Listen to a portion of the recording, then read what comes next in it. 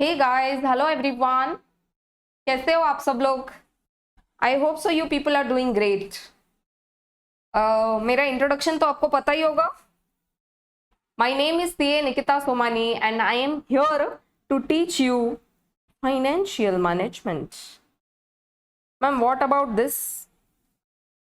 Cost management accounting already पढ़ा दिया है, जो कि है 50 मार्क्स के लिए। प्रीवियसली एफएम को कोई और फैकल्टी पढ़ाती थी, अभी पेपर 10 को अंडर वन रूफ एक ही मैम से आपको पढ़ने मिलेगा, सीए निकिता सोमानी। ठीक है, तो कॉस्ट ऑलरेडी था, एफएम को अभी हम करेंगे, जो कि पूछा है आपके सिलेबस में 50 मार्क्स के लिए। ऑलराइट, हम लोग रेफर कर रहे हैं सिलेबस 2016।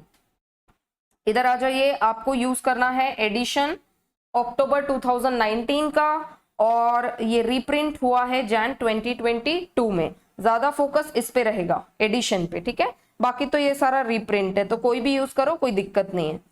एडिशंस वगैरह कुछ रहेंगे तो यहाँ पर मेरे बुक में तो मैं कवर कराऊंगी। आप वेबसाइट पे जाकर, मतलब सीएमए के वेबसाइट पे जाकर आप चेक कर सकते हैं। नहीं तो आपको जो मॉड्यूल आएगा वो आपको ये वाला रेफर करना है, अक्टूबर 2019 वाला। ठीक है, देन आप देख सकते हो यहाँ पे इन लोगों ने जैसा मैंने बोला वैसा ही यहाँ पर लिखा है। कॉस्ट को पूछा है 50% के लिए, एफएम को पूछा है 50% के लिए। नीचे आ जाओ, टॉपिक्स कौन कौन से वो देख लेते हैं। ये देखो, सेक्शन ए, ये सारा हमने कवर कर लिया। क्या?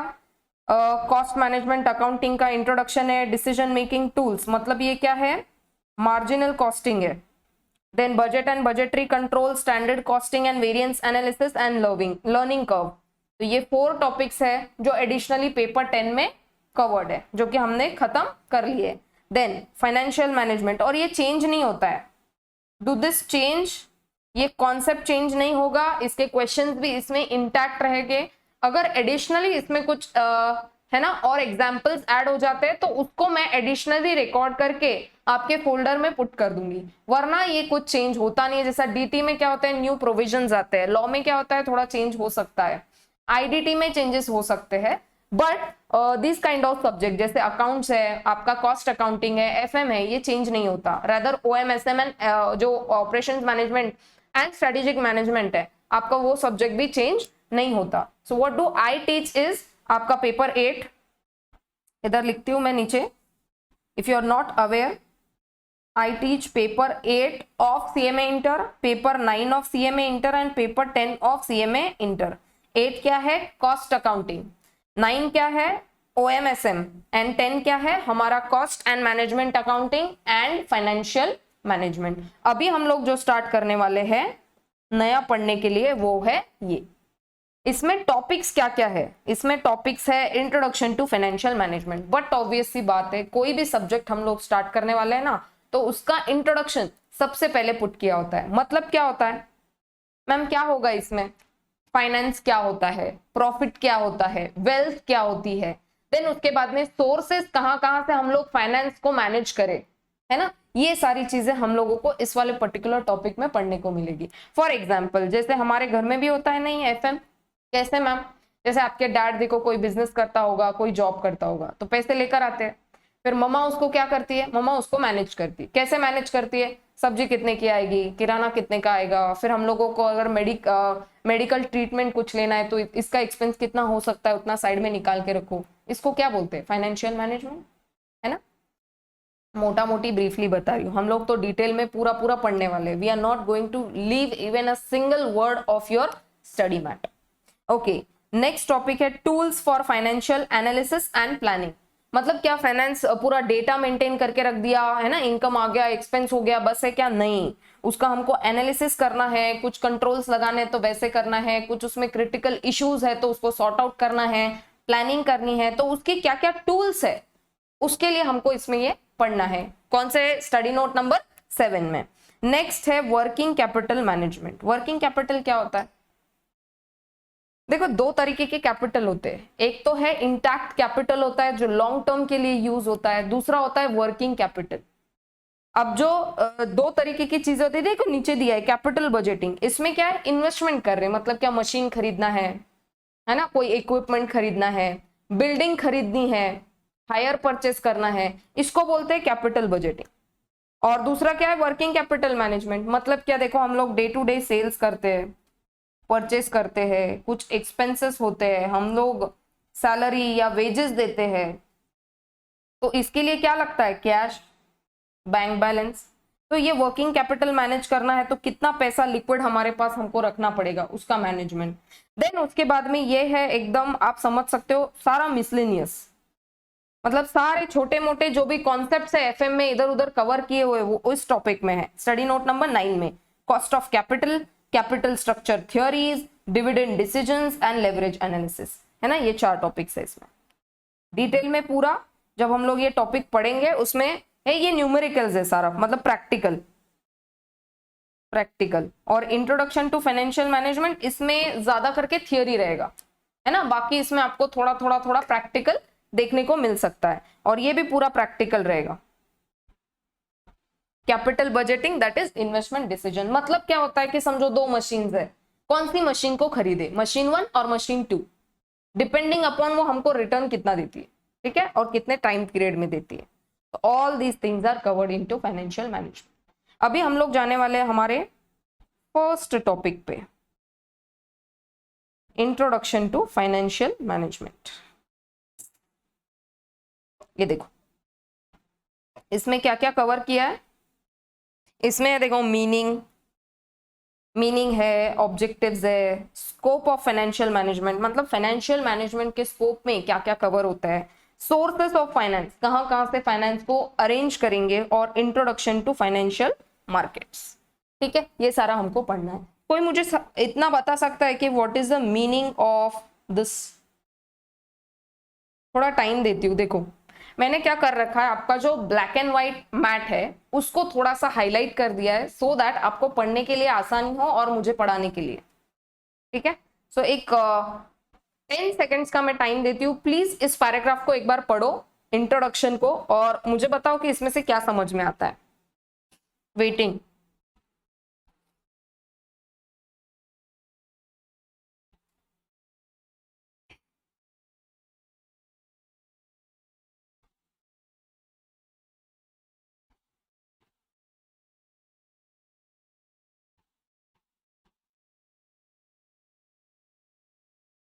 सबसे इंपॉर्टेंट है ये देखो, finance is the process of conversion of accumulated funds to productive use. मैंने आपको एक एग्जाम्पल दिया था कि हमारे डैड क्या करते हैं, फंड को लेकर आते हैं, पैसे को लेकर आते हैं, मतलब क्या, एक्यूमुलेट करते हैं पैसे को, और उसका जो प्रोडक्टिव यूज है वो कौन करती है, आपकी मम्मा। तो उसी को बोला है finance. Finance is the process of conversion of accumulated funds to productive use. अब देखो ये सारी छोटी मोटी बातें हैं, क्या बोलते हैं, फाइनेंस क्या है, it is a science of money. जैसे साइंस में क्या पढ़ते हैं हम लोग, बॉडी पार्ट्स के बारे में पढ़ते हैं, ऑपरेशन इसका हार्ट का, ये सारा हम लोग पढ़ते हैं उसमें, है ना, बॉडी पार्ट, इसमें क्या नर्व्स, कितनी हड्डियां, कितना खून, कितने प्रकार के खून होते हैं, ये सब हम लोग कहाँ पढ़ते हैं, साइंस में पढ़ते हैं, है ना, पूरा मतलब काट छाट पूरा रहता है ह्यूमन बॉडी के बारे में। तो इसीलिए वो बोलते हैं कि it is a science of money. Finance क्या है, साइंस ऑफ मनी, मतलब क्या, पैसे का पूरा तोड़ मरोड़ के जो भी आप कर सकते हो ऑपरेशन, वो समझ में आया क्या, science of money. It studies the principles and methods of obtaining control of money. पैसा है तो उसको कैसा भी खर्च करेंगे क्या, भाई देखो आपके घर में भी ऐसा नहीं होता कि पैसा आया और उसको कैसे भी खर्च कर दिया, होता है क्या, ऐसा नहीं। हम लोगों को भी कोई चीज पसंद आती है ना, तो ऐसा होता है कि हम लोग इसको ना अमेजोन पे देख लेते हैं, फ्लिपकार्ट पे देख लेते हैं, कोई कूपन कोड मिलता है क्या, उसको अप्लाई करेंगे, यहाँ से नहीं तो स्टोर में जाएंगे, स्टोर में ऑनलाइन मतलब वहां पे फेस टू फेस जाकर कितने में वो चीज मिलती है वो ट्राई करने का देखते हैं। मतलब हम लोग क्या देखते हैं कि कहाँ से सेव हो जाए, कंट्रोल हो जाए पैसा हमारा, है ना। तो अभी दुनिया का जो फाइनेंस कंट्रोल है वो कौन करता है, फाइनेंस मिनिस्टर कौन है, निर्मला सीतारमन जी। वो क्या करती है, आए दिन देखो कुछ तो कुछ भाषण होता है, इसका इतना पैसा हो गया, यहाँ पे ऐसा इन्वेस्ट करना है, वहां पे वैसा करना है, जीएसटी की काउंसिल मीटिंग्स में भी वो आती है, ऐसा करना है वैसा करना है, कितने सारे डिसीजंस होते हैं। तो ऐसे ही होते हैं क्या, उनके पास तो कितना पैसा, गवर्नमेंट हैज ह्यूज मनी, तो उस ह्यूज पैसे का वो ऐसा करते हैं कि हाँ इसको ऐसे इधर डाल दो, इसको ऐसे उधर डाल दो, उसको ऐसे उधर डाल दो। No, they are having a proper blueprint, मतलब खर्च करने से पहले कहाँ कहाँ कहाँ कहाँ उसका इन्वेस्टमेंट होना चाहिए पूरा रेडी है उनके पास। वो आता है, देखो क्या आता है, बजट, उसमें वो सारा पूरा टाइम, मतलब ये पूरा ये चलता रहता है, बजाना, देन बात करना कंटिन्यूअसली। पहले तो अरुण जेटली ऐसा कंटिन्यू बोलते रहते थे ना, उनको खांसी भी आती थी फिर। अभी तो क्या है, निर्मला सीतारमण जी भी बोलती है ना, इंग्लिश में भी बोलती है वो। It is propose to. तो क्या बोलते हैं, finance is the science of money and it studies the principle and methods of control of money. Control of money मतलब क्या, ये देखो आगे पढ़ते हैं हम लोग, बहुत बहुत इंपॉर्टेंट है। From those who have saved it, जिन्होंने सेव किया है पैसा, मतलब अगर समझो मैंने कुछ सेल किया, मुझे पैसा मिला, थोड़ा कुछ प्रॉफिट हुआ, तो I need to control that money, मतलब कैसे कैसे कैसे कैसे खर्चा करना है। और दूसरा क्या, and administering it by those whose control it passes, मतलब मेरे पास अभी मैं बिजनेस करती हूँ तो मुझे फाइनेंस को मैनेज करना है, तो एडमिनिस्ट्रेशन एक्सपेंस बोलते हैं हम लोग। क्या बोलते हैं, एडमिनिस्ट्रेशन एक्सपेंस। वो काम कौन करता है, कोई एक एडमिन ऑफिस में कोई बैठा होता है, वो क्या करता है, हाँ इसको कितना देना है, इलेक्ट्रिक बिल इतना है, चलो इतना पैसा इनको दो, है ना। फिर उसके बाद में रेंट का पैसा इतना है, चलो इतना पैसा इनको दो, ठीक है। फिर कोई फलाना ढिमका का एक्सपेंस इतना है, इसको इतना पैसा दो, उसको क्या बोलते हैं, एडमिनिस्ट्रेशन। प्रिंटिंग एक्सपेंस इतना हो रहा है, चलो प्रिंटिंग के लिए पेपर लेके आना है, उतना पैसा उनको दो, इसको क्या बोलते हैं, एडमिनिस्ट्रिंग। देखना कौन सा पैसा किधर क्या खर्चा हो रहा है, ठीक है। जिन्होंने सेव किया है उनको कंट्रोल कैसा करना है पैसे का, और जिनके पास पैसा है और बांटना है, एडमिनिस्टर करना है कि वो पैसा कहां जाता है, किसके कंट्रोल में वो पास हो रहा है, ठीक है, वो देखना। Finance is a branch of economics till 1890। Economics is defined as study of efficient use of scarce resources. यार ये तो बचपन से पढ़ते आ रहे हैं, ये आप बचपन से पढ़ते आ रहे हो, 11th 12th। क्या पैसा स्केर्स रिसोर्स है, हाँ या ना, अरे हाँ ना, स्केर्स ही है ना भाई, बहुत सारा नहीं है, लिमिटेड है। लिमिटेड में अपने को एफिशिएंट यूज करना है। मतलब क्या कि घर में अगर पापा 1000 लाए, 10,000 लाए या 1 लाख रुपया लाए, जितना भी पैसा ला रहे, समझो अगर 10,000 भी आते होंगे तो उतने पैसे में ज्यादा से ज्यादा हमारे घर का अच्छे से अच्छा काम कैसा हो वो हमको देखना है। उसको क्या बोलते हैं हम लोग, efficient use of scarce resources. The decisions made by business firm in, अब ये तो सारा एकदम प्रॉपर डेफिनेशन है, किसका प्रॉपर डेफिनेशन है, आपके फाइनेंस का। Production, marketing, finance and personal matters, ठीक है। इसके क्या लेना है हमको, decisions from the subject matters of economics. और ये तो हमने पढ़ी लिया, finance is the process of conversion of accumulated funds to productive use. Funds का कुछ ना कुछ प्रोडक्टिव यूज होना चाहिए, मतलब उससे हमको कुछ प्रॉफिट होना चाहिए, उससे कुछ तो ऐसा लगना चाहिए कि मैंने कुछ किया है काम, ठीक है। It is so intermingled with other economic forces that there is difficulty in appreciating the role of it plays, ठीक है। Howard and Apton in his book Introduction to Business Finance define as that administrative area or set of administrative function।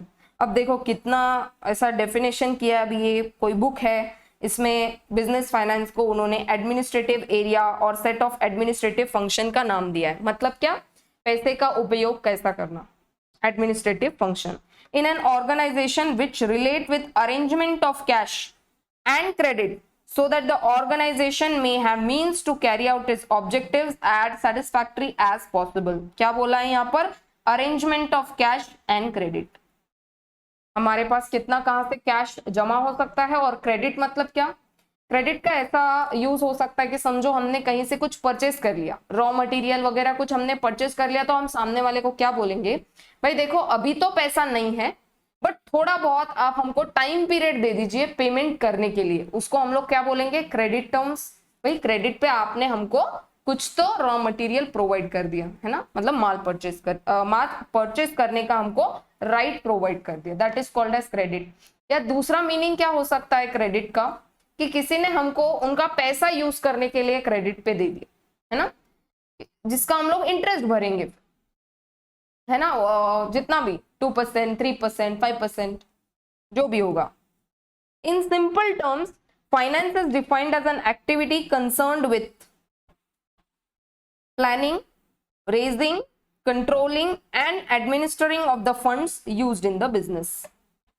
ये पूरी मतलब finance type definition है। तो आप इसको घरगुती एग्जाम्पल से थोड़ा सा लिंक करिए। क्या घर के हम लोग एक्सपेंस को प्लान करते हैं? यस। क्या हम लोग पैसे रेस करने का सोचते हैं? यस। कंट्रोल करते हैं पैसे को? यस। एडमिनिस्टर करते हैं? यस। हमारी मम्मी एडमिनिस्टर करते ही रहती है। अरे अगर उन्होंने अपने को बोल दिया जा किराना लेके आ, है ना, आपको ऐसे पैसे दिए 500 रुपए और बोला कि जाओ किराना लेके आओ, और समझो पूरा आप लेकर आ गए, पूरा खर्चा हो गया 400 रुपया, तो मम्मी क्या बोलती है, कितने का लाया बता, ये तेल कितने का लाया, ये है ना, ये ब्रेड का पैकेट कितने का लाया, ये सब कुछ डिस्काउंट वगैरह मिला कि नहीं। इसको क्या बोलते हैं? Administering of the funds used in the business.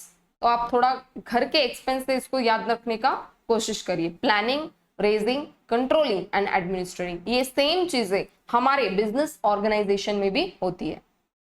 ठीक है। दस finance is the activity concerned with raising, दस मतलब hence finance is an activity concerned with raising and administrating funds used in business. अब ये बार बार रिपीटेटिव यूज करने की जरूरत नहीं है, एक बार बोल दिया ना काफी, उसको काट दोगे तो भी चलेगा। ठीक है। अभी क्या है, वापस से रेजिंग एंड एडमिनिस्ट्रेटिंग लिखा है ना, यहाँ पे रेजिंग भी है, एडमिनिस्ट्रेटिंग भी है। ऑल राइट, तो ये क्या है, इंट्रोडक्शन। फटाफट बोलो क्या क्या पढ़ा हमने इसमें।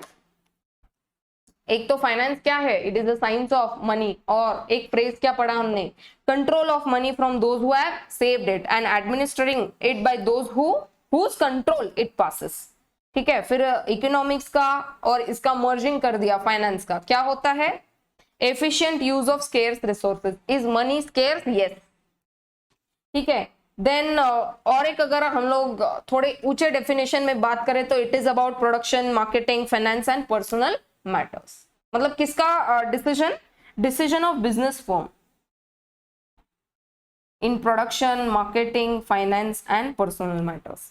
प्रोडक्शन कितना करना है, कैसे करना है, कौन से लोकेलिटी में करना है और कौन से लोकेलिटी में इस प्रोडक्ट को बेचना है, मार्केटिंग कहाँ कहाँ करनी है, ये प्रोडक्ट के एलिजिबल लोग कौन है, कि मतलब किन लोगों को ये प्रोडक्ट काम आएगा, उन लोगों को टारगेट करके मार्केटिंग करो, कितना पैसा मार्केटिंग में डालना है। Finance, this is one of the stream और वो हम पढ़ रहे हैं, it is called as science of money. And personal मतलब क्या, लोगों को हैंडल करना, from the subject matters of economics. One of them is finance, one of them is finance. और फाइनेंस को उन्होंने क्या बोला है, conversion of accumulated funds to productive use. So two things, economics में क्या क्या आया है, प्रोडक्शन, मार्केटिंग, फाइनेंस, पर्सनल। और फाइनेंस में क्या आया है, फाइनेंस का ही मतलब होता है conversion of accumulated funds to productive use. ठीक है। देन उसके बाद में देखो यहाँ पर थोड़े आइडियाज आपको दिए कि एडमिनिस्ट्रेटिव फंक्शन मतलब क्या, it is called as arrangement of cash and credit for what, for achieving the objectives as satisfactory as possible. Then उसके बाद में इन सिंपल टर्म्स और फाइनेंस को थोड़ा सा ब्रॉडली डिफाइन कर दिया, it is called as planning, raising, controlling and administering of the funds. और फंड्स का मतलब होता है money used in the business. वापस से बोलो क्या क्या, planning, raising, controlling and administrating. ये चारों चीजें के बिना आपका फाइनेंस का कंट्रोल पॉसिबल नहीं है। तो यहां पर अगर आपको साइड में लिखना है तो एक प्लीज ट्री डायग्राम बना लीजिए। इकोनॉमिक्स में क्या क्या आएगा, इकोनॉमिक्स में चार चीजें बोली है उन्होंने, लिख दो क्या क्या, production, marketing, finance and personal, लिख दो पर्सनल मैटर्स। और फाइनेंस का मीनिंग क्या बोला है उन्होंने, ब्यूटीफुल हैंडराइटिंग में लिखो, conversion of accumulated funds into productive use. और एक ब्रॉड डेफिनेशन क्या बोली है उन्होंने फाइनेंस की? फाइनेंस इज, या तो आप ऐसे भी लिख सकते हैं इसको, थोड़ा सा डायग्रामेटिक प्रेजेंटेशन बोलेंगे जिसको हम लोग, प्लानिंग, रेजिंग, कि हम लोग फाइनेंस को कहाँ कहाँ से रेज करें, सोर्सेस वगैरह उसके क्या रहेंगे, then controlling and what, administering.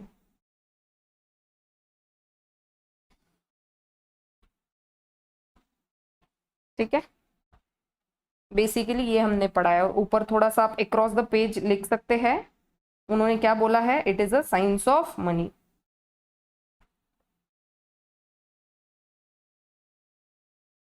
Science of money. Anything important? वो एक फ्रेज आपको थोड़ा सा बस अंडरलाइन कर दो उसको। एक तो कंट्रोल ऑफ मनी किसने करना चाहिए और एडमिनिस्टर किसने करना चाहिए। ठीक है, बाकी तो I think it is perfect.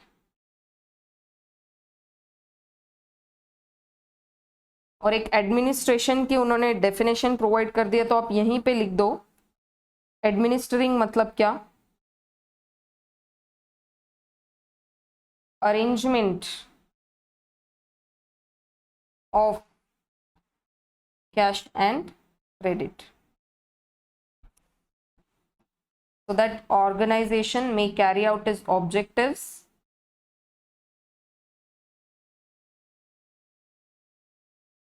as satisfactory as possible।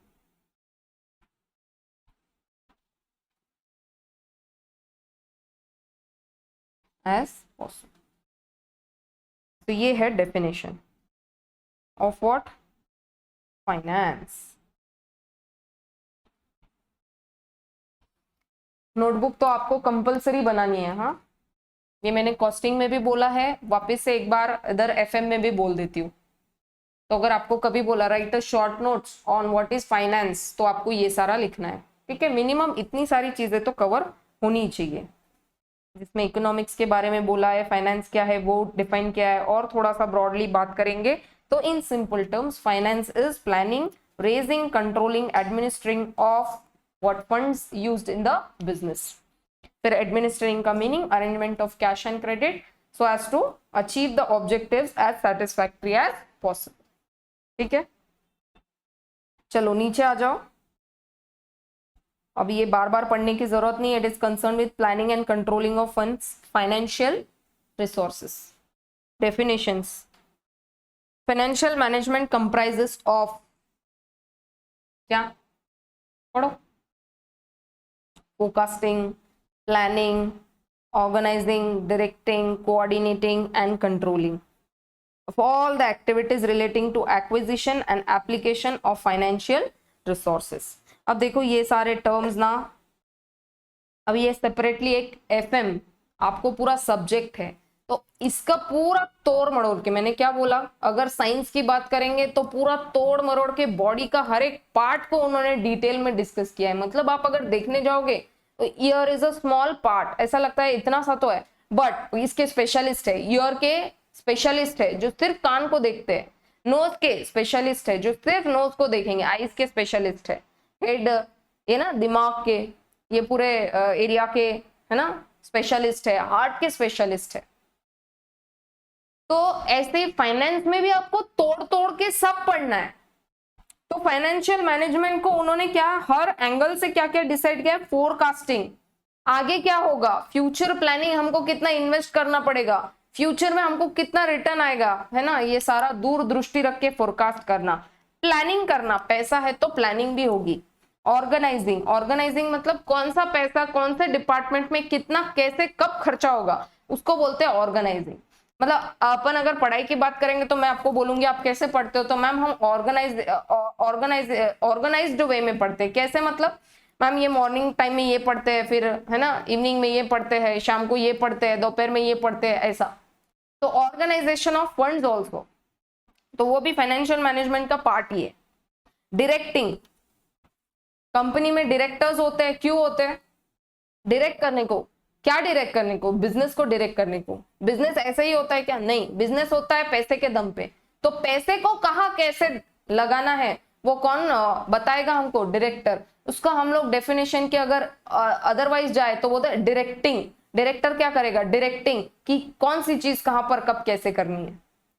Coordinating, of course this is important thing. Coordination नहीं होगा तो डिफरेंट डिफरेंट डिपार्टमेंट में इतने लोग काम कर रहे हैं। हम लोगों ने अभी देखा ऊपर, क्या देखा? ये इकोनॉमिक्स, प्रोडक्शन होता है, मार्केटिंग होता है, फाइनेंस होता है, पर्सनल होता है। अब फाइनेंस को छोड़ो, बट प्रोडक्शन हो रहा है तो प्रोडक्शन अकेला आदमी करेगा क्या? नहीं, उसके लिए कौन लगेंगे? लोग। तो लोग कहाँ जाएंगे? पर्सनल में। अच्छा, प्रोडक्शन कर लिया, अभी मार्केटिंग करना है तो मार्केटिंग वही लोग करेंगे कि जिन्होंने प्रोडक्शन किया है? नहीं मैम, मार्केटिंग वाले तो लोग ही अलग होते हैं जो एमबीए वगैरह करे हुए रहेंगे। देखो अलग से फाइनेंस में भी कितना ब्रॉड व्यू है। चार्टर्ड अकाउंटेंट्स है, कंपनी सेक्रेटरी है ना, एमबीएस है। एमबीएस भी डिफरेंट फील्ड्स में, फाइनेंस में, मार्केटिंग में, एचआर में।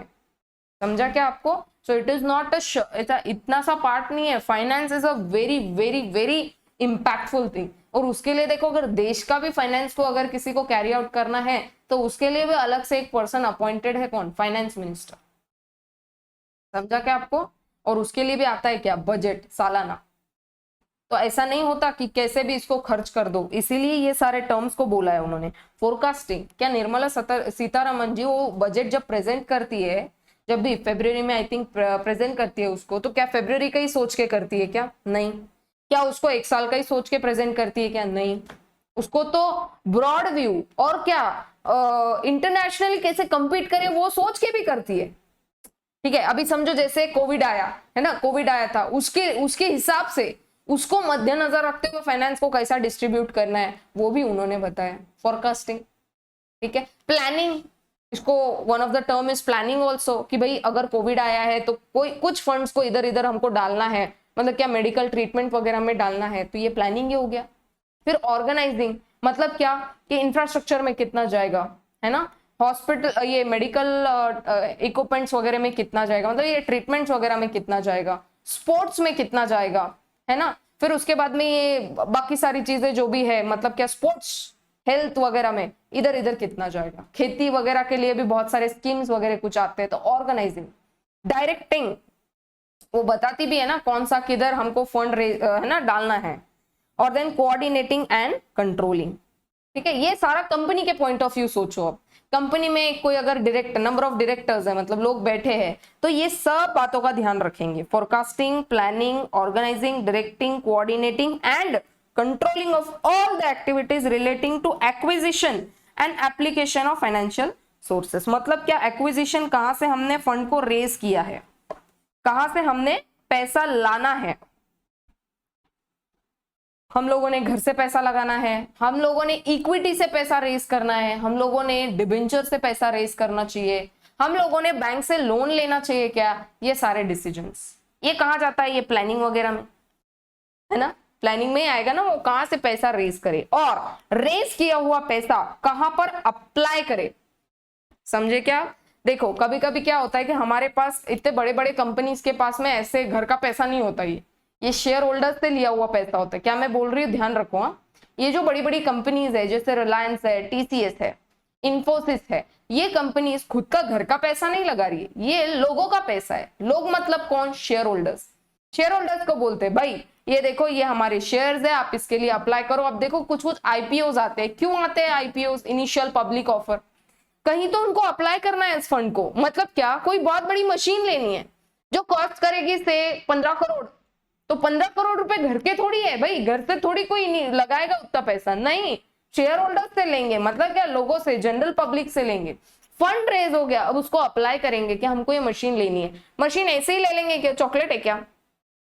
बोलो, मशीन ऐसे ही ले लेंगे क्या? नहीं। मशीन कब लेंगे? वो कैपिटल बजटिंग ऊपर पढ़ा है क्या अपन ने?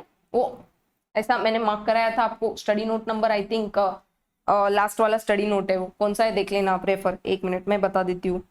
इट इज 10, ये कैपिटल बजटिंग, इन्वेस्टमेंट डिसीजंस। हम लोगों ने पूरा इसका ब्लूप्रिंट रेडी किया है जैसा फाइनेंस मिनिस्टर करते हैं वैसा। और उसके बाद में हमने डिसीजन लिया है कि हमको ये मशीन खरीदनी है। मशीन खरीदनी है, पैसा नहीं है, कहाँ से ले? शेयर होल्डर्स से मंगाओ, नहीं तो आईपीओ, है ना, इनिशियल पब्लिक ऑफर लॉन्च करो, फिर सब्सक्रिप्शन आएगा। सब्सक्रिप्शन आएगा तो हमको क्या होगा? एप्लीकेशन ऑफ द शेयर्स होंगे, फिर हम लोग वो हम लोगों को जैसे ही वो शेयर्स अलॉट हो गए, हम लोगों ने पैसे वैसे भर दिए, अब कंपनी के पास जैसे ही पैसे का अरेंजमेंट हो गया, वो करेगी एप्लीकेशन ऑफ फाइनेंशियल रिसोर्सेज, मतलब पैसे का यूज, और ले ली 15 करोड़ की मशीन। अब उस मशीन का क्या करेंगे, अचार डालेंगे क्या कंपनी में? नहीं मैम, रिस्क है। 15 कोटि रुपए, 15 करोड़ रुपीज लोगों के हमारे पास है, नींद नहीं आएगी रात को। उसका अभी हमको करना पड़ेगा प्रोडक्शन उस मशीन से, उसका भी हमको प्लानिंग करना पड़ेगा। अच्छा मैम, प्रोडक्शन वैसे ही नहीं होगा, लोग भी लगेंगे, रॉ मटेरियल लगेगा, कुछ एक्सपेंस होंगे, कुछ डायरेक्ट मटेरियल, इनडायरेक्ट मटेरियल, याद करो कॉस्टिंग को, वो सब लगेगा, खर्चा लगेगा मैम, उसके लिए भी अलग से पैसा लगेगा। हमारे पास में रिस्क है, लोगों का पैसा है, मतलब हम लोगों को मैम पैसा तो कैसे भी कमाना है, हमको क्या करना है, वेल्थ क्रिएट करनी। किसके लिए? सबके लिए। सबके लिए मतलब हमारे भी लिए, शेयर होल्डर्स के भी लिए, डिवेंचर होल्डर्स के भी लिए, सबके लिए जो भी कंपनी से जुड़े। ठीक है, एप्लीकेशन ऑफ फाइनेंशियल रिसोर्सेज समझा क्या आपको? Of N undertaking in keeping with its financial objective. ठीक है, financial management is concerned with the managerial decisions that result in the acquisition and financing of short term and long term credits of the firm। अब ये तो एकदम छोटी सी बात है, short term कैसे क्रेडिट्स मैनेज होंगे और लॉन्ग टर्म कैसे क्रेडिट्स मैनेज होंगे, ये तो शुरू में मैंने आपको बोला। शॉर्ट टर्म मतलब क्या, इसके लिए वर्किंग कैपिटल लगेगा, और लॉन्ग टर्म क्रेडिट्स के लिए वगैरह तो हम लोग वो क्या नाम है टॉपिक का, कैपिटल बजटिंग करेंगे। ठीक है, तो ये एकदम long term short term finance को क्रिएट करना is something called as financial management. Howard and Upstron define financial management as an application of general managerial principles to the area of financial decision making। एकदम मतलब क्या formal definition बोलते हैं ना जिसको, वो दिया है। हमको कुछ प्रिंसिपल्स लगाने हैं कौन से एरियाज में, फाइनेंशियल डिसीजन मेकिंग के लिए। कौन से प्रिंसिपल? General managerial principles. अब वो डिटेल में तो है नहीं यहाँ पे, बस ऐसे ही पढ़ लो इस डेफिनेशन को। Application of general managerial principles to the area of financial decision making. ठीक है, Weston and Brigham define financial management as an area of financial decision making harmonising individual motives and enterprise goal. थोड़ा सा और beautiful definition है क्या, financial decision making मतलब decision making कैसे करिए, थोड़ा सा कैसे ओपन एंडेड है। जनरल मैनेजरियल प्रिंसिपल्स, क्या प्रिंसिपल्स वो नहीं पता, अभी नीचे कहीं दिए होंगे तो पढ़ेंगे। For what? Financial decision making. और इन्होंने क्या डिफाइन किया है फाइनेंस को? फाइनेंशियल डिसीजन मेकिंग है फाइनेंशियल मैनेजमेंट का मतलब। दूसरा क्या? Harmonising individual motives and enterprise goal. ये भी पूरा नहीं है, मतलब कैसा एकदम क्रिस्प डेफिनेशन है। 3 ही वर्ड्स है इसमें, बस याद करो इसको, decision making, individual motives and enterprise goal. कभी पूछा तो एक डेफिनेशन पूरी लिखना, बाकी आप फाइनेंस का मीनिंग लिखना। सबसे अच्छा कोई डेफिनेशन होगा तो ये है, forecasting, planning, organisation, directing, coordinating and controlling of all the activities relating to acquisition and application of financial resources of an undertaking in keeping with its financial objective for what short term and long term credits of the firm। हो आ जाओ अभी, objectives of financial management. Objectives of financial management क्या है? Object finance का object क्या होता है? हमने इतना अभी पढ़ा कि प्लानिंग करनी है ना, कोऑर्डिनेशन करना है, कंट्रोल करना है। क्यों करना है? ऑब्जेक्टिव क्या है? पर्पस क्या है? रादर ऑब्जेक्टिव मतलब पर्पस। फाइनेंशियल मैनेजमेंट का क्या मतलब होता है? Management of finance. वाह मैम, कितना अच्छा डेफिनेशन है। Management of finance, financial management, management of finance. It deals with planning and mobilisation of funds required by the firm. ठीक है, अब इसको मैं क्या एक्सप्लेन करूं? Planning and mobilisation of funds मतलब फंड्स कहाँ मूव कर रहे हैं उसका प्लानिंग करना। There is only one thing that matters for everyone, right from the owners to promoters, and that is money। वो owners promoters छोड़ो मैडम, बच्चा बच्चा गली गली में, what matters for everyone is money। Money in the pocket is respect in the hearts of people। ऐसी कहावत ही है, ठीक है। कोई कितना भी डैशिंग हो, अच्छा हो, जो भी हो, बट पैसा पैसा होता है। वो कहावत तो आपने सुनी होगी कि पैसे से सारे सुख नहीं मिलते, है ना। ऐसा होता है, कहीं कहीं पे कोट्स आते हैं, money is not everything. Okay, money is not everything, but एक लिमिटेड पॉइंट तक मनी इज एवरीथिंग। हाँ, उसके बाद ऐसा होता है ना, इतनी बड़ी अगर जिंदगी है तो यहां तक तो मनी इज एवरीथिंग।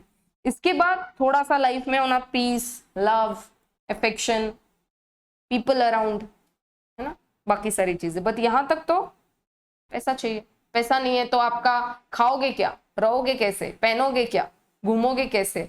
अब तो normal person also wants car, Android phone, ये सारी चीजें बिना पैसे के नहीं होगी, है ना। तो मनी इज रिक्वायर्ड। तो अब ये तो बात कर रहे हैं कि भाई राइट फ्रॉम एवरीवन, मतलब क्या, ओनर्स टू प्रोमोटर्स, सबको क्या मैटर करता है, पैसा। तो managing of finance is nothing but managing of money. Finance का ही मतलब है साइंस ऑफ मनी, तो मैनेजमेंट ऑफ फाइनेंस मतलब management of money. Every activity of organisation is reflected in its financial statements. Financial statements मतलब क्या, P&L, balance sheet, cash flow statement, working notes, जो भी आप बनाते हो उसको क्या बोलते हैं हम लोग, फाइनेंशियल स्टेटमेंट। उसमें क्या होता है, every activity of firm define होती है, फर्म ने क्या क्या किया, कौन सी मशीन कब खरीदी, है ना, कौन सा एक्सपेंस कब किया, ये एक्सपेंस कितने का किया, देन इक्विटी कितना रेस किया, बहुत सारी चीजें, ये जो डिविडेंड डिस्ट्रीब्यूट किया ये कब किया, ये सारी एवरी एक्टिविटी, जो भी एक्टिविटी होती है, ब्ला ब्ला ब्ला, मैं तो ये एग्जांपल दे रही हूँ। तो फाइनेंशियल स्टेटमेंट्स में जो भी होता है कंपनी में, वो सारा डिफाइन होता है इन व्हाट, मनी टर्म्स। जहां पर भी पैसा लगा है वो तो आपको दिखेगा ही दिखेगा। Financial management deals with activities which have financial implications. मैंने आपको बोला ना, जहां पे पैसा इन्वॉल्व है, जहां पे पैसा इन्वॉल्व है, ऐसी सारी एक्टिविटी आपको कहां देखने मिलेगी, फाइनेंशियल स्टेटमेंट में। वही बोल रहे हैं, financial management deals with activities which have financial implications, मतलब जहां पे पैसा खर्च हुआ है, मनी खर्च हुआ है। The very objective of financial management is to maximise the wealth of share holders. हाँ, ब्यूटी है यहाँ पे, इसको हम लोग डिटेल में डिस्कस करेंगे। The very objective is to maximize the wealth of the shareholders by maximizing the value of the firm। दो चीजें बात करिए, क्या, maximization of wealth to shareholders। shareholders कौन है, जनरल पब्लिक, आप, मैं और बाकी लोग जो भी क्लास में बैठे हैं वो सब, ठीक है, और general public. by maximizing the value of firm, और वैल्यू ऑफ फर्म कैसे बढ़ती है, वेल्थ क्रिएशन से। मैम वेल्थ कैसे क्रिएट होती है, बता दी। This prime objective of financial management is reflected in, ये सब आप अभी छोड़ दो, EPS, market price of its shares, ठीक है, आपने ये टर्म्स सुने होंगे, earning per share and market price of the share. जैसे फेस वैल्यू, जब आप अकाउंट्स वगैरह में पढ़ोगे ना, तो अक्षय मैम आपको पढ़ाएगी, फेस वैल्यू बहुत कम होती है शेयर की, मतलब क्या, 10 रुपया, बहुत ऐसे कम होती है, पहले डिसाइड होती है 20 रुपीज। और मार्केट वैल्यू क्या होता है शेयर का, 2000 नहीं तो 1500 के आसपास। ये क्या हो गया, ये कहां से कहां बढ़ गया ये शेयर, अरे हाँ ना, इसको बोलते हैं वेल्थ क्रिएशन। अभी आपके दादा परदादा ने कभी अगर शेयर्स कुछ लेके रखे होंगे ना, वो पेपर वाले, और उसको फिर डीमैट में कन्वर्ट कर दिया होगा, तो उन्होंने ये कौड़ियों में लिए थे ऐसे, मतलब बस सेविंग हो गया कहीं से, तो मतलब साइकिल चलाते चले गए, कुछ तो थोड़ा बहुत काम कर लिया, कहीं पे सेव करना है तो हाँ, पेड़ के नीचे जाके कुछ शेयर्स ले लिए उन्होंने और रख दिए। और आज वो शेयर जब हमारे डीमैट में दिखते हैं, तो it has really created the wealth at this value. सोचो ना आप, 10 रुपए से कहाँ 2000, 5000 ऐसे भी क्रिएट हुआ है। तो उसी को बोलते हैं वेल्थ क्रिएट करना। किसके लिए, शेयर होल्डर्स के लिए। मतलब इसमें सब विन विन सिचुएशन में, कंपनी भी और शेयर होल्डर्स भी। और कैसे करेंगे, it is reflected in EPS, that is earning per share. एक शेयर के पीछे कितना अर्न किया, और दूसरा मार्केट प्राइस कितनी ग्रो हो गई शेयर की। Earlier the objective of profit maximise, और प्रॉफिट मैक्सिमाइजेशन एक टर्म है। पहले लोग प्रॉफिट मैक्सिमाइजेशन के पीछे भागते थे, मतलब क्या कि मैं कोई बिजनेस करूं तो मुझे प्रॉफिट चाहिए, मतलब क्या, मेरा घर का पैसा लगाऊंगी, घर का कितना पैसा लगा सकते हैं हम लोग। एक छोटी सी शॉप अगर डालना है और आपके पास में समझो, ऐसे समझो आप घर की पूरी प्रॉपर्टी होगी से 20 लाख रुपए, तो आप कितना पैसा लगाने का सोचोगे आपके बिजनेस में। मैम अगर 20 लाख रुपए है तो हम लोग ऐसा सोच सकते हैं कि 2-3 लाख रुपए हमारे बिजनेस में लगा, 2-3 लाख रुपए लगाया तो आपको कुछ अर्न भी करना है। कितना सोचते हैं अर्न करने का, ज्यादा से ज्यादा। मैम अगर 3 लाख लगाया है, 4 लाख लगाया है, तो एटलीस्ट 1-2 लाख तो कमाएंगे ना। प्रॉफिट के पीछे भाग रहे, इससे आगे दिमाग काम ही नहीं करेगा। और वेल्थ क्रिएशन मतलब क्या, आप ये भी सोच सकते हो कि हम 15 करोड़ की मशीन खरीद ली, किसके बलबूते पे? खुद का पैसा होता है क्या 15 कोटी का? नहीं नहीं नहीं, ये तो लोगों का पैसा है, जमा किया है आईपीओ के द्वारा। और आईपीओ लोग कैसे सब्सक्राइब करेंगे? ऐसे ही कर देंगे क्या? कल मैं निकालती हूँ आईपीओ, कितने लोग सब्सक्राइब करेंगे? हार्डली, वो भी जितने मेरे कॉन्टैक्ट्स में रहेंगे। और अगर समझो कल को धीरू भाई अंबानी आ गए या फिर है ना रतन टाटा सर आ गए कि मैंने आईपीओ निकालना है, तो कितने लोग सब्सक्राइब करेंगे? मैम पूछो मत, ओवर सब्सक्राइब हो जाएगा वो, ओवर सब्सक्राइब हो जाएगा। मतलब कि ऐसा हो जाएगा कि कितने लोगों को तो शेयर्स ही अलॉट नहीं होंगे। होता है ऐसा। ये कब होता है? जब कंपनी का फेम है, जब कंपनी है ना उतना क्रिएट कर चुकी है अपना ब्रांड वैल्यू, तब वो क्या कर सकती है, अपने अगर बिजनेस को बढ़ाना है तो ये सारा कर सकती है, जो भी मैं बोल रही हूँ आपको, वेल्थ क्रिएट करना। नॉर्मल शॉप लगा रहा है तो उसमें वेल्थ क्रिएट नहीं होगी, उसमें प्रॉफिट ही कमाना है। 3 लाख रुपए का हम कोई शॉप डाल रहे हैं तो उसमें हम ये नहीं बोलेंगे कि वेल्थ क्रिएट करना है, हम लोग बोलेंगे भाई प्रॉफिट ही कमाना है। Profit is very short term, ठीक है। प्रॉफिट का जो वो क्या बोलते हैं, इर्द गिर्द एरिया है, लिमिटेशन है, वो एकदम ऐसा है, लिमिटेड। और अगर वेल्थ क्रिएट करना है तो it has not got any limit, it is limitless, कितना भी वेल्थ क्रिएट कर सकते हैं, ठीक है। उसको देखेंगे हम लोग, मैं आपको गूगल पे बताऊंगी अभी थोड़ी देर में। तो बोल रहे हैं कि पहले हम लोग प्रॉफिट मैक्सिमाइजेशन की बात करते थे, अब उसको रिप्लेस कर दिया है किससे? वेल्थ मैक्सिमाइजेशन से। एंड वेल्थ मतलब क्या, यहाँ पे वेल्थ इज मैक्सिमाइजेशन, है ना, of the value of the firm. Maximise the wealth to share holders, that is maximising value of the firm.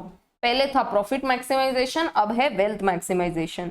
Since profit maximisation is limited one, अभी मैंने बताया आपको, it can not be a sole objective of the firm.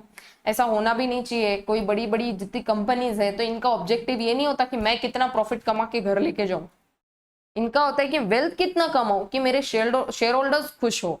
वो share holders खुश होंगे तो और shares के लिए अप्लाई करेंगे, और पैसा आएगा कंपनी के पास, कंपनी और ग्रो करेगी, कंपनी और ज्यादा प्रॉफिट इनको बांटेगी in the form of dividend, और ज्यादा शेयर होल्डर्स आएंगे, और ज्यादा फाइनेंस क्रिएट होगा, और ज्यादा कंपनी ग्रो करेंगी। समझा आपको? Wealth maximisation.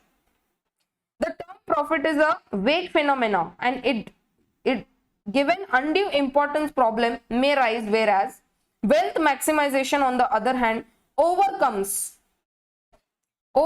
the drawbacks of profit maximization. एक second, overcomes the drawbacks of profit maximization. Thus the objective of financial management is the trade-off between risk and return. ये बड़ी important है। अब जो कंपनी के शेयर्स हम अप्लाई करते हैं, क्या इसमें रिस्क है? क्या शेयर होल्डर के लिए रिस्क है? यस। उसको नहीं पता कंपनी कैसे और आगे परफॉर्म करेंगे। उसने आज अगर कोई शेयर ले लिया 2000 रुपया का, तो क्या दिमाग में तो यही सोचेगा बढ़ना चाहिए, बट अगर घट गया तो शेयर होल्डर्स के पास रिस्क है। अच्छा, कंपनी रिस्क में है क्या? हाँ मैम, लोगों ने पैसा लगाया है शेयर्स के फॉर्म में, शेयर होल्डर्स तो मतलब ऐसे वो हो जाएंगे, फ्यूरियस हो जाएंगे, शेयर्स निकालने, पैनिक सेलिंग करेंगे। मैम हम लोगों को तो कंपनी को ग्रो करना है, मतलब ग्रो करना है मतलब मेरे पास में कुछ रिस्क भी होगा। रिस्क क्या है कि लोगों का पैसा है, रिस्क। और अगर रिटर्न मुझे कमाना है तो हम क्या बोलते हैं, जितना रिस्क उतना रिटर्न। रिस्क है ना, रिस्क है, शेयर होल्डर को भी रिस्क है, कंपनी को भी रिस्क है। तो कंपनी क्या करेगी, अपना प्लानिंग करेगी। अच्छा, इसलिए तो हम कंपनी में इन्वेस्ट करते हैं, नहीं तो खुद ही कंपनी नहीं क्रिएट करते क्या। समझो मेरे पास में है 20 लाख रुपए, 20 लाख रुपए को मैं कोई अलग कंपनी क्रिएट करूं क्या? अगर मुझे इतना ही नॉलेज है, अपना दिमाग है, तो मैं उसमें लगाऊं? नहीं। तो मेरा एक और ऑप्शन है कि मैं इसको शेयर्स में लगा दूं, डिफरेंट कंपनीज में, डाइवर्सिफाइड रखूं इसको। उससे मुझे क्या मिलेगा? रिटर्न मिलेगा। बट रिस्क है क्या? हाँ है। कंपनी को रिस्क है क्या? बिल्कुल है, कि लोगों का पैसा है, इसको ग्रो करना पड़ेगा, डिविडेंड देंगे और पैसा आएगा फिर, है ना, मतलब डिविडेंड देंगे तो और लोग अप्लाई करेंगे ना शेयर्स के लिए कंपनी के, तो और पैसा आएगा, और पैसा आएगा तो एक्सपैंड करेंगे, एक्सपैंड करना है, रिस्क है तो रिटर्न भी मिलेगा। ठीक है, the objective of financial management is to use, I mean make efficient use of economic resources, mainly capital. ठीक है, पैसा इज द स्केर्स रिसोर्स, बाकी सब चीजें तो ठीक है, लोग मिल जाएंगे, है ना, रॉ मटेरियल मिल जाएगा, लेबर्स मिल जाएंगे, बाकी सारी चीजें मिल जाएगी, बट जब तक कैपिटल अरेंज नहीं होता प्रॉपर और इसका यूज नहीं होता एफिशिएंटली, तो कंपनी काम नहीं कर पाएगी बराबर। अभी हम लोग एफएम पढ़ रहे हैं ना, तो मेनली हम लोग बात करेंगे कैपिटल के इर्द गिर्द। कैपिटल, कैपिटल मतलब क्या मैम? अभी तक आप मनी बोल रहे थे, फाइनेंस बोल रहे थे, अब ये कैपिटल क्या होता है? कंपनी की भाषा में ये मनी वाले चीजों को कैपिटल बोला जाता है, कि मैंने मेरे कंपनी में मैंने इतना कैपिटल इन्वेस्ट किया है। ठीक है, इसलिए देखो वर्किंग कैपिटल मैनेजमेंट और इसके बाद में इन्वेस्टमेंट डिसीजन में कैपिटल बजटिंग, तो मनी वर्ड को रिप्लेस कर दिया कंपनी के टर्म्स में capital. The functions of financial management involves acquiring funds. क्या क्या फंक्शंस है फाइनेंशियल मैनेजमेंट के? कुछ फंक्शंस होंगे ना पैसे के, एक्वायर करना, कहाँ से करना, कैसे करना, कितना करना, for meeting short term and long term requirements, कुछ शॉर्ट टर्म रिक्वायरमेंट होती है, कुछ लॉन्ग टर्म रिक्वायरमेंट्स होती है, उसको मीट करना, deployments of funds, control over the use of funds and trade off between risk and return. ये important एकदम, अगर आप समरी बोले, समरी की फाइनेंस क्या है, फाइनेंशियल मैनेजमेंट क्या है, पैसा क्या है, तो पैसा ये सब है। Functions of financial management is acquiring funds, फिर उसके बाद में for what, meeting short term long term requirements, then deployment of funds, मतलब कहाँ कहाँ इन फंड्स को हम अप्लाई करें, then control over use of funds and trade off between risk and return. तो ये वेरी इंपॉर्टेंट इसमें टर्म है, इसके इर्द गिर्द हम और भी बातें सीखने वाले हैं, मतलब आप वर्किंग कैपिटल में भी देखोगे ये।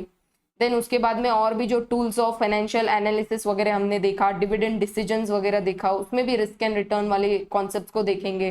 देन उसके बाद में जो कैपिटल बजटिंग में हमने देखा कि कौन सी मशीन को खरीदना है, ए या बी, तो रिस्क और रिटर्न कितना है वो डिसाइड करके हम लोग ये करेंगे, फिर डिसीजन लेंगे एक कि कौन सी मशीन को खरीदना है, इसमें कितना रिस्क है और इस रिस्क से हमको कितना रिटर्न मिलेगा। वो कहावत तो आपने सुनी ही होगी, जितना ज्यादा रिस्क उतना ज्यादा रिटर्न। ठीक है, अब आ जाओ एक बार यहाँ पे, I will show you the difference between profit and wealth maximisation, top 4 differences. पढ़ो यहाँ पे क्या बोल रहे हैं। Wealth maximisation consist of set of activities that manage the financial resources intending to increase the value to stakeholders। stakeholders मतलब इसमें सब आ गए, आपके promoters, share holders, debenture holders, employees, ये कौन है? Stake holders in the company. तो इन सब के लिए प्रॉफिट क्रिएट करना, मतलब क्या, कुछ ना कुछ रिटर्न में देना।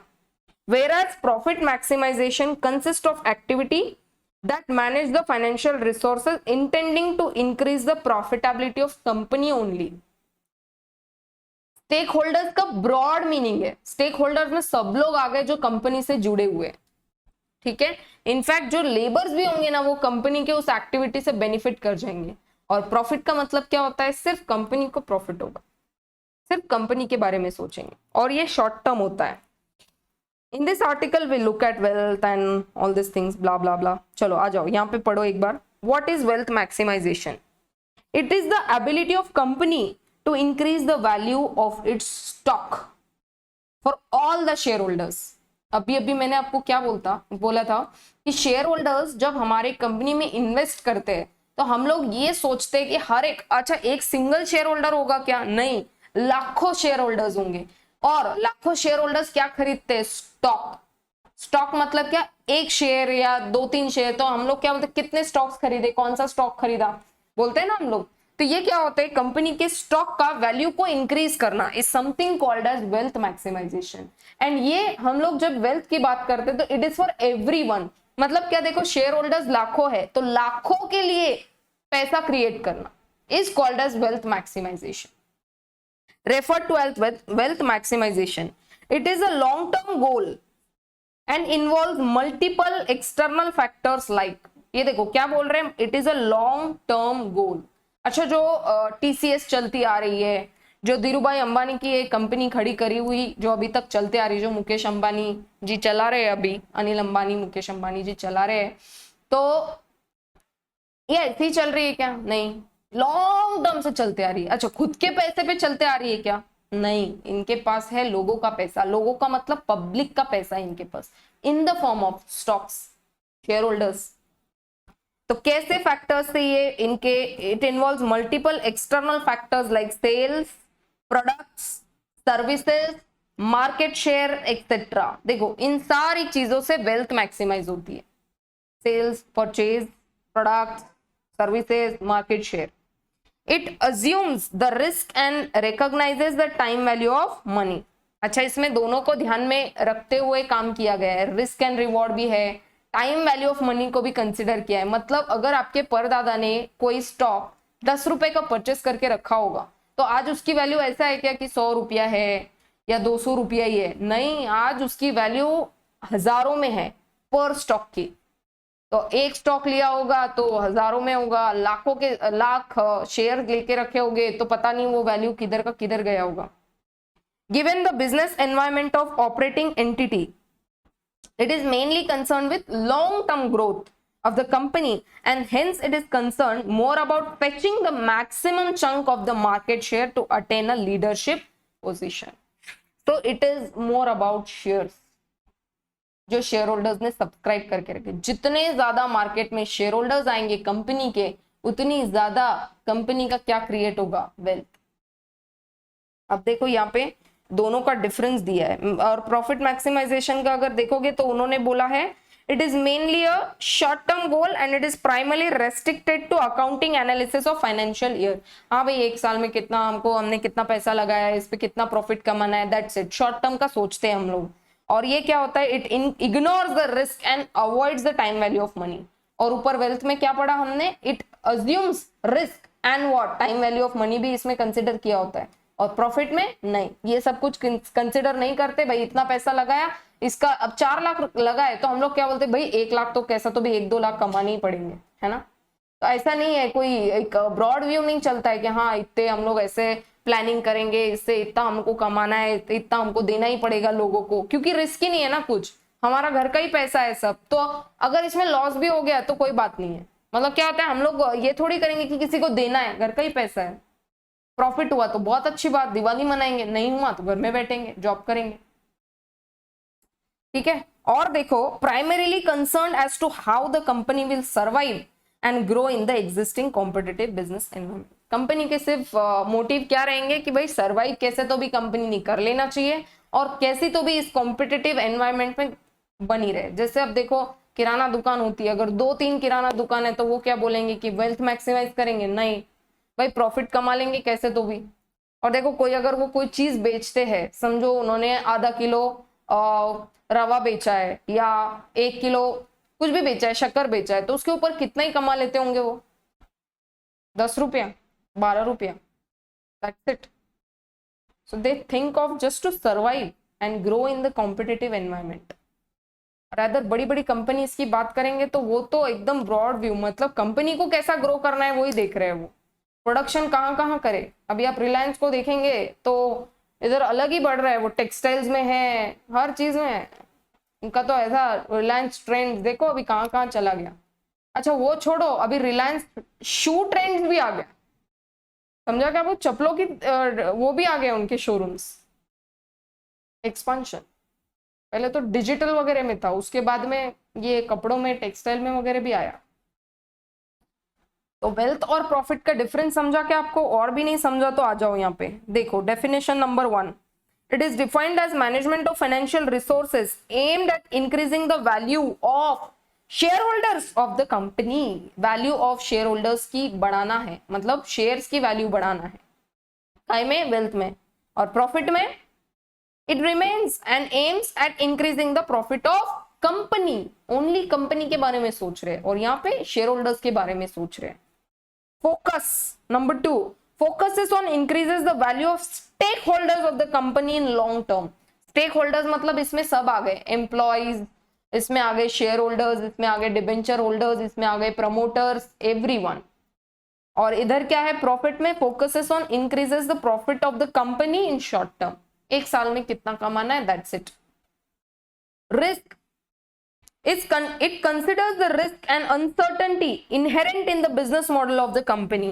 देखो हमेशा ऐसा नहीं होता कि कुछ तो खराब ही हो जाएगा बिजनेस में, बट रिस्क लेके चलना पड़ता है कि बिजनेस में अगर कुछ ऊपर नीचे हो गया तो क्या करेंगे। जैसे बेस्ट एग्जांपल है कोविड, किसी ने सोचा ही नहीं था ये आएगा, बट सोच के चलना ही पड़ता है, पहले से कुछ तो इनहेरेंट ऐसा कुछ होगा। अच्छा, किसी का अगर गोडाउन वगैरह होगा तो उसको पहले से थोड़ा सोचना पड़ेगा, बारिश अगर तेज आ गई, गोडाउन में पानी चला गया तो थोड़ा बहुत मटेरियल स्क्रैप हो सकता है, खराब हो सकता है, आग लग गई तो भी हो सकता है। किसी का ट्रांसपोर्टेशन का बिजनेस है तो ट्रांसपोर्ट में ऐसा नहीं होता कि 100% श्योरिटी होती है कि जो भी उसमें मटेरियल है वो हम तक पहुंचेगा ही, बीच में अगर एक्सीडेंट हो गया तो गॉन, एक्सीडेंट हो गया, आग लग गई गाड़ी को तो क्या हो गया, जल गया पूरा माल, क्या करेंगे फिर, रिस्क है। अच्छा रिस्क है तो सामने वाला बोलेगा क्या रहने दो, पैसे मत दो, नहीं पैसे तो देने पड़ेंगे ना। हाँ ये बात हो सकती है कि इंश्योरेंस निकाल लो, ठीक है, बट इंश्योरेंस का भी और अगर कुछ हुआ ही नहीं तो गाड़ी सेफली पहुंच गई तो भी तो हम इंश्योरेंस भर ही रहे, समझ रहे हो आप। देन प्रॉफिट में क्या होता है, it does not consider the risk and uncertainty inherent in the business model of the company. तो ये मान के चलते ही नहीं कुछ रिस्क वगैरह होगा क्या, ये क्या वो क्या, कुछ नहीं। हाँ देखो प्रॉफिट कमाया तो हमारा, नहीं भी अगर कमाया तो कुछ नहीं, और अगर लॉस हुआ तो वो भी घर का, तो रिस्क का ऐसा कुछ नहीं है। बट हाँ कंपनी को रिस्क का बहुत फर्क पड़ता है भाई, क्योंकि शेयर होल्डर्स के पैसे है, अपने नहीं है, खुद के पैसे। देखो आप भी एक काम करो, आपके दोस्त से पैसे ले लो, हाँ ₹1,00,000 ले लो और उससे कुछ चालू करो आप बिजनेस, तो आपको दिन रात टेंशन होता है यार मैं कैसे जल्दी करूँ इसको, इसमें और क्या क्या मैं एडिशनली करूँ, कैसे फटाफट पैसे कमाऊं, इसको और कहाँ मैं लगाऊं कि मेरे को आएगा तो मैं उसको दूंगा कुछ रिटर्न। क्योंकि अपने दोस्त, आपका दोस्त आपको ₹1,00,000 ऐसा ही दे देगा क्या, रख ले अपने पास, है ना। वो बोलेगा देख मैं ₹1,00,000 दे रहा हूँ तुझे, बट मुझे लगेंगे ₹1,20,000, तो आपको तो एक्स्ट्रा देना है ना इंटरेस्ट के साथ, तो आपको नींद ही नहीं आएगी, आपको ऐसा रहेगा कि मैं कब क्या क्या करूं।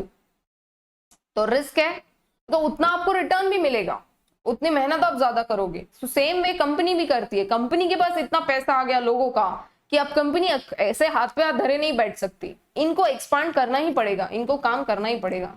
एंड नॉट इवन ऐसा नहीं होता कि सिंगल ही पर्सन इसमें काम कर रहा है, there are multiple people working in a company, अलग अलग डिपार्टमेंट्स में अलग अलग लोग काम कर रहे हैं, हायरार्की में काम कर रहे हैं। मतलब क्या, सीनियर मैनेजर, मैनेजर, उनके नीचे एनालिस्ट, उनके नीचे और है ना इंटर्न्स रहेंगे, इंटर्न्स के नीचे और लेबर्स वगैरह और लोग काम करेंगे, ये सब देख रेख उनको करनी पड़ेगी, ठीक है। तो पीपल विल वर्क, और इन सब लोगों के लिए हमको क्या करना है, वैल्यू क्रिएट करना है। वो कैसे करेंगे, वेल्थ मैक्सिमाइज करके। वेल्थ मैक्सिमाइज मतलब क्या, value creation for stakeholders, ठीक है। और प्रॉफिट में क्या होता है, ये एक बार पढ़ो, usage, it helps in achieving a larger value of the company's worth which may reflect in increased market share of the company. Market share मतलब क्या, सीखने मिलेगा अभी आपको, बट शॉर्ट में मैं आपको बता देती हूँ कि मार्केट शेयर मतलब क्या, कि कंपनी का अभी मार्केट में वैल्यूएशन कितना चल रहा है, मार्केट में कितना इनका शेयर है।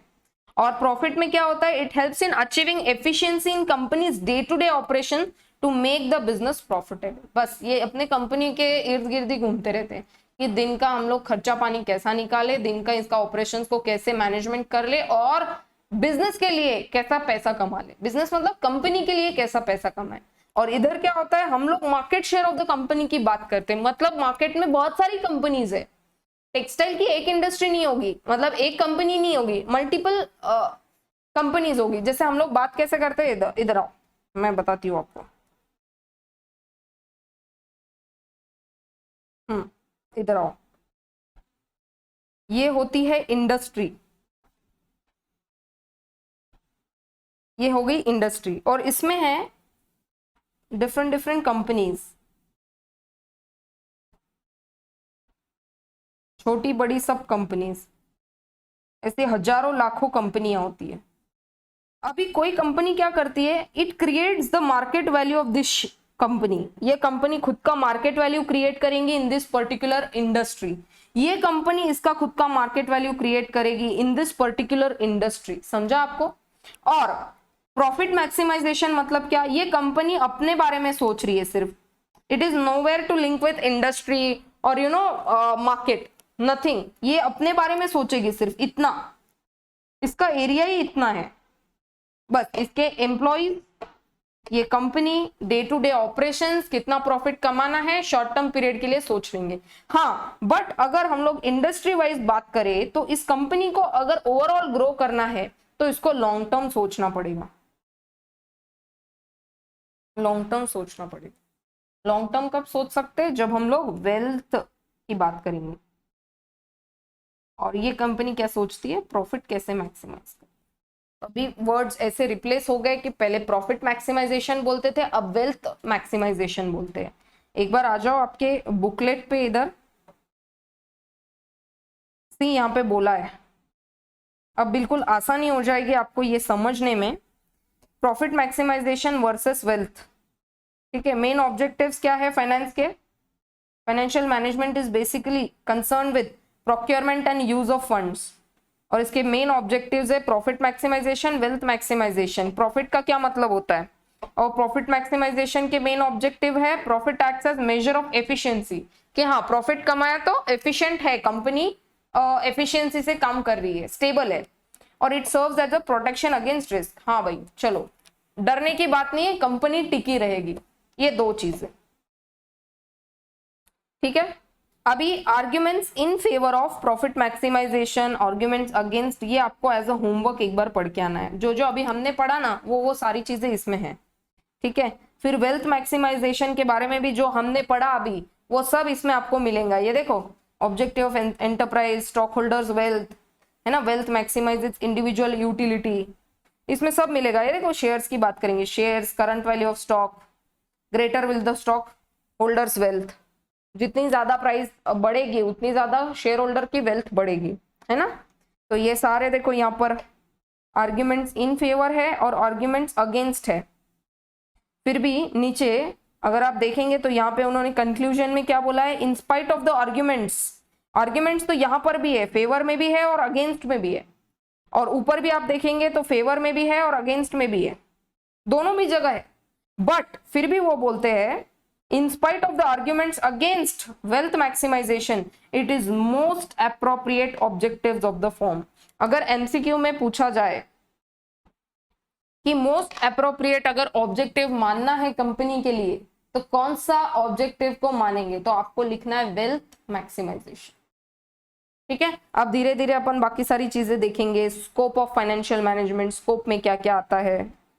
देन 6.4 में आई थिंक सोर्सेस है, then introduction to financial markets है। तो ये काफ़ी लंबा टॉपिक है, 6th नंबर का। अगर देखना चाहेंगे तो हम लोग यहाँ पे देख सकते हैं, वेट अ सेकेंड। और ये टॉपिक जाता है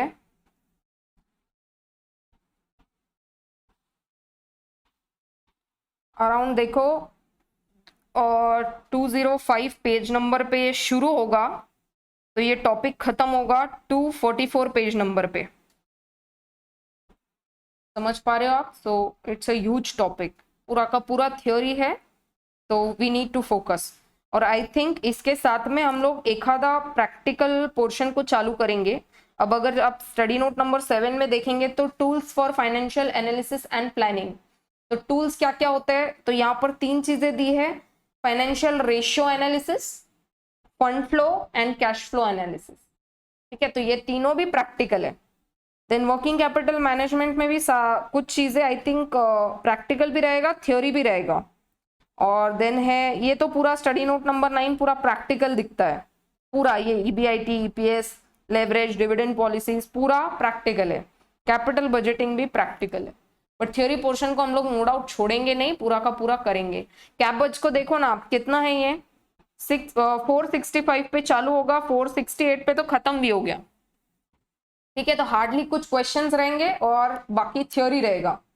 और इधर आप देखेंगे कॉस्ट ऑफ कैपिटल वगैरह में तो 367 पे चालू होके इट एंड्स एट 464 पे। ठीक है, अरे वो 441 तो स्टार्ट हो रहा है ना, ईबीआईटी ईपीएस, वो खत्म होगा 464 पे। ठीक है, तो मेनली ज्यादा आप अगर ब्रॉड व्यू से सोचेंगे ना तो study note number 9 is a lengthy topic, study note number 8 is the lengthy topic, in fact study note number 7 भी बड़ा है। तो 7, 8 एंड 9 ये तीनों भी मोस्टली प्रैक्टिकल है। कैबेज में थोड़ा सा प्रैक्टिकल है, बाकी पूरा थ्योरी रहेगा, क्योंकि 2-4 पेज में तो खत्म भी हो गया ये। ठीक है, सो अभी हम लोग क्या करेंगे कि ये इंट्रोडक्शन ऑफ फाइनेंशियल मैनेजमेंट के साथ साथ tools for financial analysis and planning को भी स्टार्ट करेंगे। ठीक है, सो दैट आपको फिर वो बोर नहीं होगा ओनली थ्योरी, क्योंकि थ्योरी में बार बार अपन यही पढ़ने वाला है, प्लानिंग, कंट्रोलिंग, कोऑर्डिनेटिंग, है ना, management of funds for long term, short term, ये सारा ही चलते रहने वाला है। तो वो क्या है, मंगल अब ज्यादा हो नहीं यहाँ पे, है ना, पूरा ऐसा नहीं तो घूमेगा सर में मैम बस फाइनेंस फाइनेंस फाइनेंस, इसमें प्लानिंग, कंट्रोलिंग, कोऑर्डिनेटिंग वही चल रहा है। ठीक है, तो इसलिए 2 टॉपिक को चालू करेंगे। Alright then, have a good day guys, bye bye.